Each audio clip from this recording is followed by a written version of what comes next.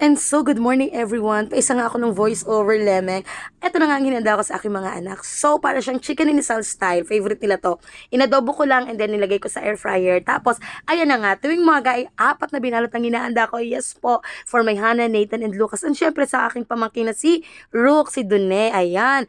At ito na nga. Pagkatapos natin may prepare ang kanilang baunan. Ay, papasok na. At si Nathan ay nasira pa yung bag kahapon. O, aesthetic yung dalawa. Twinning daw sila. In-order nila yan sa Lazada. Syempre, ako nagbayad tapos si ate yung nag-order kasi alam niyo naman hindi ako marunong mag-order sa mga ganang-ganat. Ayoko nga't ako'y maa-addict. At eto naman ang aking bunsuan, nakapampili at papasok ko din siya. Syempre, pumasok muna itong aking si Meses at habang nag-aantay kay Katotot, pinabili ko nga ng tinapay at babaon nga ng aking anak na si Sebi.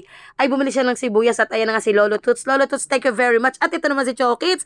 Lagi nang kada naman makikita ang aking anak na si Lucas ay tunay na tunay. Talagang laging ipag-a-add. Oh, sasabihin na 15 plus 12, 200 plus ano. Gayon lagi ang maglolong yan kada makikita kay Lucas ay si plus. Oh, sabi kay siya, Chokits, picture mo na. Tingnan mo naman yung marakada naman ang aking si Chokits. Ay nang mapicture na umalis na nga at ayan na nga. So, babay na Lucas ha. Ingat ka. Diyos ko po, enjoy sa school. Sinasabi ko naman sa yung bata, kaya may pag-uwi. Diyos ko, yung puting-puting damit ayan ay pihong kulay gray. Minsan ay puro patapa-tapa na kung ano-ano.